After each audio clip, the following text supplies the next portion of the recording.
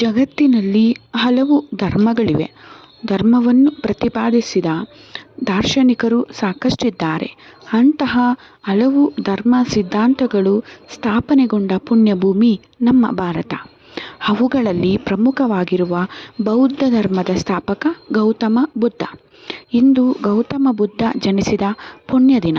ಆ ಕಾರಣಕ್ಕಾಗಿಯೇ ಬುದ್ಧ ಪೌರ್ಣಿಮೆ ಎಂದು ಈ ದಿನವನ್ನು ಕರೆಯಲಾಗುತ್ತದೆ.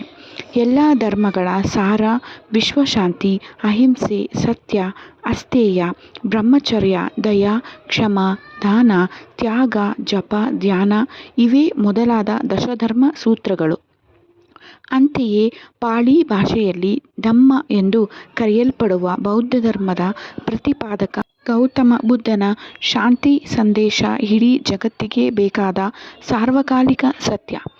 ಜ್ಞಾನೋದಯದ ಸಂಕೇತವೇ ಬುದ್ಧ. ಗೌತಮ ಬುದ್ಧನ ಹೆಸರು ಸಿದ್ಧಾರ್ಥ. ಬುದ್ಧ ಎಂಬ ಪದವು ತಿಳಿದವನು, ಅರಿತವನು, ಜ್ಞಾನಿ, ಪ್ರಬುದ್ಧ ಎಂಬ ಅರ್ಥ ನೀಡುತ್ತದೆ. ಹುಟ್ಟಿದ ಪ್ರತಿಯೊಬ್ಬ ವ್ಯಕ್ತಿ ತನ್ನ ಆತ್ಮದ ದರ್ಶನ ಮಾಡಿಕೊಳ್ಳುವುದೇ ನಿಜವಾದ ಅಧ್ಯಾತ್ಮ. ಅಂತಹ ಆತ್ಮದರ್ಶನದ ಮೂಲಕ ಪರಮ ಜ್ಞಾನವನ್ನು ಪಡೆದ ಜಾಗತಿಕ ದಾರ್ಶನಿಕ ಗೌತಮ ಬುದ್ಧ. ಬುದ್ಧನಿಗೆ ಜ್ಞಾನೋದಯವಾದ ಸ್ಥಳ ಬಿಹಾರದ ಬುದ್ಧ ಗಯಾ. ಬೋಧಿ ವೃಕ್ಷದ ಕೆಳಗೆ ತಪಸ್ಸು ಮಾಡಿ ಜ್ಞಾನ ಸಂಪಾದಿಸಿಕೊಂಡು ಅಲ್ಲಿಂದ ನೇರವಾಗಿ ಜ್ಞಾನದ ತವರು ಎಂದೇ ಪ್ರಸಿದ್ಧವಾಗಿದ್ದ ವಾರಣಾಸಿ ಅಂದರೆ ಕಾಶಿಗೆ ತೆರಳಿ ಸಾರನಾಥ್ ಎಂಬ ಸ್ಥಳದಲ್ಲಿ ತನ್ನ ಶಿಷ್ಯರಿಗೆ ಬೌದ್ಧ ತತ್ವೋಪದೇಶ ಮಾಡಿದ. ದೇವರು, ದೇವದೂತರು, ಭಾರತೀಯ ನೆಲದಲ್ಲಿ ಸಂಸ್ಥಾಪನೆಗೊಂಡ ಎಲ್ಲ ಧರ್ಮಗಳು ಜಗತ್ತಿನ ಕಲ್ಯಾಣಕ್ಕೆ ವಿಶೇಷ ಕೊಡುಗೆ ನೀಡಿವೆ. ಹಿಂದೂ ಪುರಾಣಗಳ ಪ್ರಕಾರ ದೇವರು ಮತ್ತು ದೇವದೂತರಿರುವರನ್ನೂ ಅತ್ಯಂತ ಪೂಜನೀಯವಾಗಿ ಕಾಣಲಾಗುತ್ತದೆ.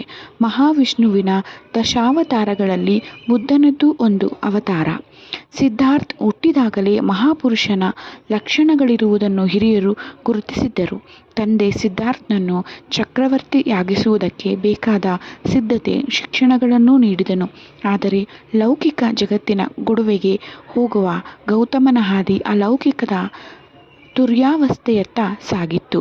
ಮುಂದೆ ಈ ಲೋಕದ ಮಹಾಪುರುಷನಾಗಿ ಜಗತ್ತನ್ನು ಬೆಳಗುವ ನಕ್ಷತ್ರದಂತೆ ಶೋಭಿಸುವ ಬುದ್ಧನಾಗಿ ಮಾರ್ಪಾಡಾದ.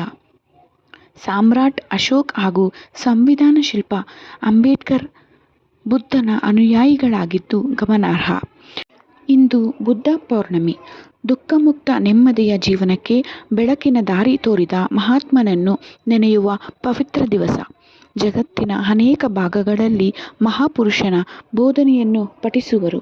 ಹುಣ್ಣಿಮೆಯು ಬುದ್ಧನ ಜೀವನದಲ್ಲಿ ಮಹಾನಿರ್ವಾಣದವರೆಗೆ ಮುಖ್ಯ ಪಾತ್ರ ವಹಿಸಿದ್ದರಿಂದ ಬುದ್ಧ ಪೌರ್ಣಿಮೆಯು ಮಹಾಪುರುಷನ ಬದುಕು, ಬೋಧನೆಯ ಪವಿತ್ರ ಸ್ಮರಣೀಯ ದಿನವಾಗಿ ಆಚರಿಸಲಾಗುತ್ತಿದೆ.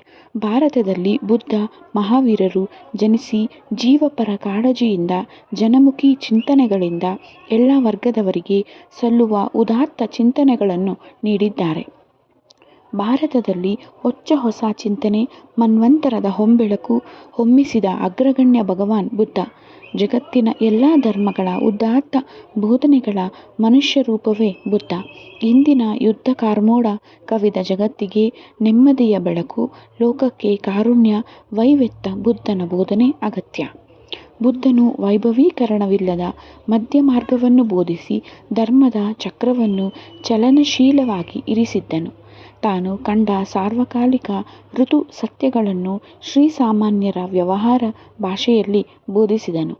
ಸರಳವಾದ ಬೋಧನೆಯಿಂದ ಭಾರತದ ಉದ್ದಗಲದಲ್ಲಿ 45 ವರ್ಷ ಸಂಚರಿಸಿ 4 ಸತ್ಯಗಳನ್ನು, ಅಷ್ಟಾಂಗ ಮಾರ್ಗಗಳನ್ನು ಬೋಧಿಸಿದ್ದನು. ಬುದ್ಧಂ ಶರಣಂ ಗಚ್ಚಾಮಿ, ಸಂಘಂ ಶರಣಂ ಗಚ್ಚಾಮಿ, ಧಮ್ಮಂ ಶರಣಂ ಗಚ್ಚಾಮಿ.